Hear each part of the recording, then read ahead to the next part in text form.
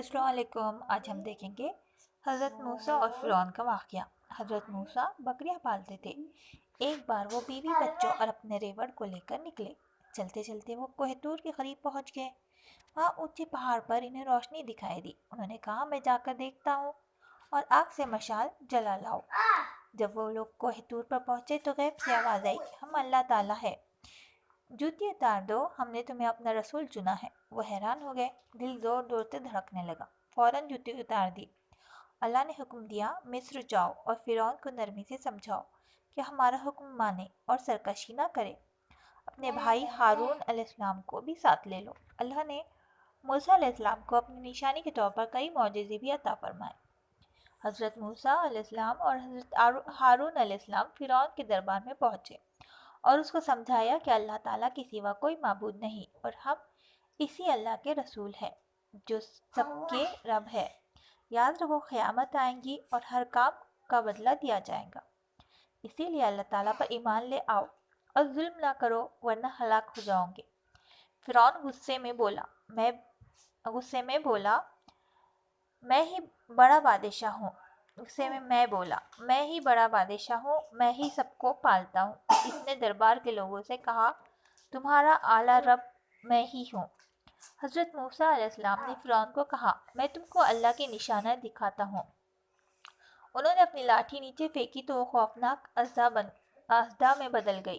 پھر انہوں نے اپنا ہاتھ گریباں میں ڈال کر نکالا تو چمکتا ہوا نظر آیا۔ فرعون نے جب یہ معجزے دیکھے تو وہ بولا ضرور جادوگر بن گئے ہو، میں تمہارے مقابلے پر اپنے جادوگروں کو بلاتا ہوں۔ اس کے حکم پر مقابلے کے لیے بڑے بڑے جادوگر بلائے گئے۔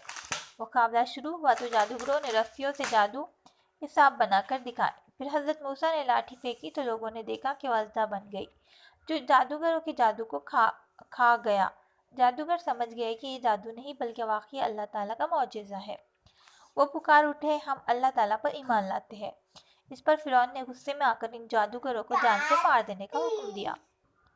فرعون نے قوم بنی اسرائیل پر ظلم کی انتہا کر دی تو اللہ تعالیٰ نے حضرت موسیٰ علیہ السلام کو حکم دیا کہ اپنی قوم کو لے کر مصر سے ہجرت کر جائے۔ حضرت موسیٰ علیہ السلام قوم بنی اسرائیل کو لے کر وہاں سے چل پڑے۔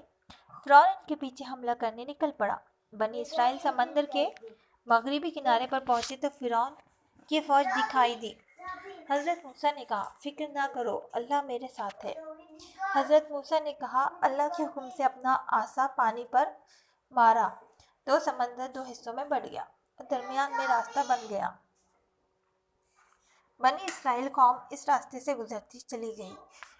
جو ہی یہ لوگ پار پہنچے فرعون کی فوج بھی مغربی کنارے پر آ گئی۔ فرعون نے فوج کو حکم دیا کہ اسی راستے پر آگے بڑھو اور ان لوگوں کو پکڑ لو۔ فرعون اور اس کے سپاہی جب سمندر کے عین درمیان پہنچے تو اللہ کے حکم سے سمندر کا راستہ ختم ہو گیا۔ فرعون اور اس کی فوج سمندر میں ڈوب گئی۔ کچھ سال پہلے سمندر سے ایک ہزاون سال پرانی لاش ملی۔ کچھ لوگ کہتے ہیں کہ یہ اسی فرعون کی لاش ہے، کیونکہ اللہ تعالیٰ نے فرمایا کہ ہم نے فرعون کے لوگوں کے لیے عبرت کی نشانی بنایا۔ اب یہ لاش مصر کے شہر قاہرہ کے عجائب گھر میں نمائش کے لیے رکھی گئی ہے۔